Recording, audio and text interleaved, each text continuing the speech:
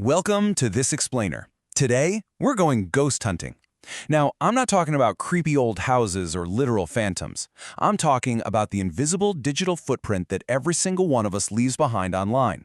It's kind of like a digital echo of exactly who we are, where we go, and what we do. But what would actually happen if someone decided to track those invisible footprints and reconstruct your digital ghost? Well, the answer to that is probably going to change how you look at your entire online presence forever. 80%. Let that sink in for a second. A full 80% of people have a digital trace online without even realizing it.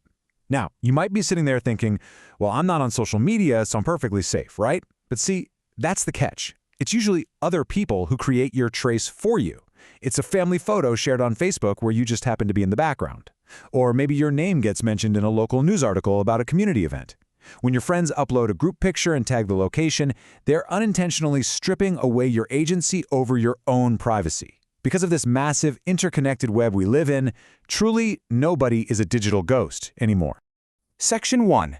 The Invisible Digital Ghost. Every single click, every post, every random connection you make online is essentially drawing a silhouette of you in the cloud.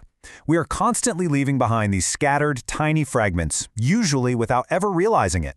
But how does someone go from finding a few random bits of info to mapping out a crystal-clear, complete profile of your life?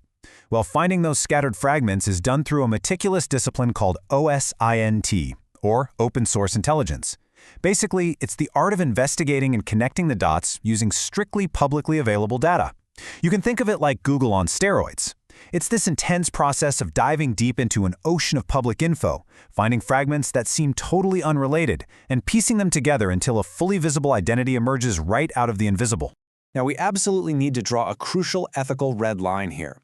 Public information is the realm of OSINT, and operating within it is 100% legal. Private protected data, that is the realm of hacking, which is completely illegal. OSINT analysts are not hackers. They aren't breaking down your digital doors, they aren't stealing passwords, and they definitely aren't bypassing security walls. Ethics is the absolute key word here. They just know exactly where and how to look at what is already sitting right out in the open. So what exactly are they looking for? Well, they're looking for the breadcrumbs we leave behind. Take a pseudonym, for example. It's a classic trace. You might use the exact same username for your gaming account, an old discussion forum, and maybe even your professional profile. For instance, if you use Star Wars Fan 99 to buy shoes, and you use that same name to comment on a political forum, boom, an investigator suddenly knows your shopping habits and your political leanings. Just like that, they have a master key that bridges your private hobbies right to your career. And your email address? Oh, that is essentially a skeleton key. Once an investigator gets a hold of it, they can test it across hundreds of websites to see where an account exists, instantly mapping out the boundaries of your entire digital life. But here's the thing. Those breadcrumbs aren't always visible to the naked eye. There's a saying, metadata is the ghost in the file. I absolutely love this quote because it highlights a massive blind spot for most of us. Look, every single time you snap a photo, your phone is secretly recording a goldmine of invisible data in the background. We're talking exact GPS coordinates, the precise date and time, even the specific model of your device. And this invisible data, it travels right alongside the image file wherever you upload it. Meaning, that totally innocent photo of your dog could be inadvertently broadcasting your exact home address to the entire internet. Section 2. The Investigator's Arsenal. So the real question is, how do investigators actually extract this data and make these invisible tracks visible? It's not magic, I promise. It relies on very specific technologies designed to pull back the curtain. First up, we have Google dorking. This technique basically transforms a normal search engine into a precision scalpel.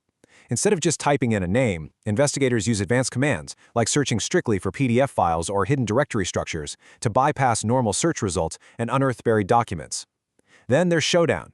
This is often called the directory of open digital doors. Unlike Google, which searches for websites, Showdown searches for vulnerable connected devices.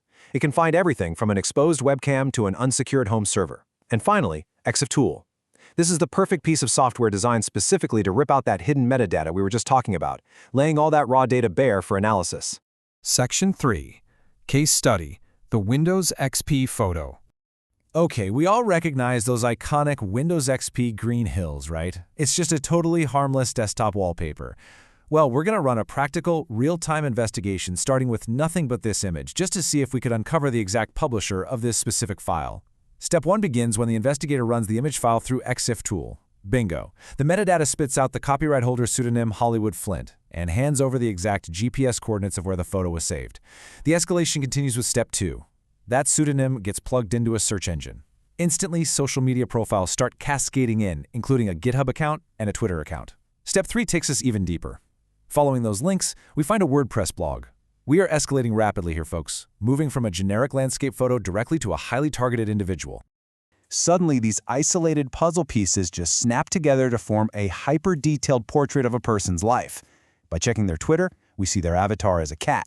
Over on GitHub, they list their physical location as London. And reading their personal WordPress blog, that reveals intimate details about a recent vacation to New York, and incredibly, they casually mention the exact name of their home Wi-Fi network. Now, this is incredibly dangerous because unique Wi-Fi network names can actually be mapped to physical street addresses using public databases. The trail is wide open. So, we've assembled a massive amount of information, but there is a missing piece to this puzzle. You see, the most sensitive piece of information wasn't written in plain text in a blog post. It was buried entirely out of sight. So, what exactly was hidden in the code of that blog? The core secret was a password, literally hidden in plain sight. It was written directly into the page's source code, but get this. It was formatted as white text on a white background, so it wouldn't show up normally to anyone just reading the page. But simply highlighting the text on the web page exposed it instantly. Let that sink in for a moment. We started with a picture of a grassy hill, and we ended up with a user's password. It's the ultimate demonstration of both the immense power and the severe peril of OSINT. Section 4. Protecting your digital identity. Okay, take a breath. I know this all sounds a bit dystopian, but you are absolutely not helpless here. Here are some concrete, actionable defensive maneuvers you can use right now. Number 1, limit your public sharing. Just remember that every single piece of info you post is a nearly eternal trace. Number 2, cloak your identity. Compartmentalize your life by using completely different pseudonyms and different email addresses for different online services. Keep your hobbies totally detached from your professional life. Number 3, strip the metadata from your photos before you publish them. There are plenty of free tools out there that do this in seconds, wiping your coordinates clean from the file. And number 4, self-audit your public trace. Do a deep search on yourself to see exactly what is accessible right now to anyone looking. Log out of your accounts or open up an incognito window and search your own name, your phone number, and those old usernames. I want you to think back over the years. Those old accounts, forgotten forums, ancient photo uploads. What forgotten trace of yours is out there right now, just waiting to be found? It might just be the perfect time to go audit your own digital history.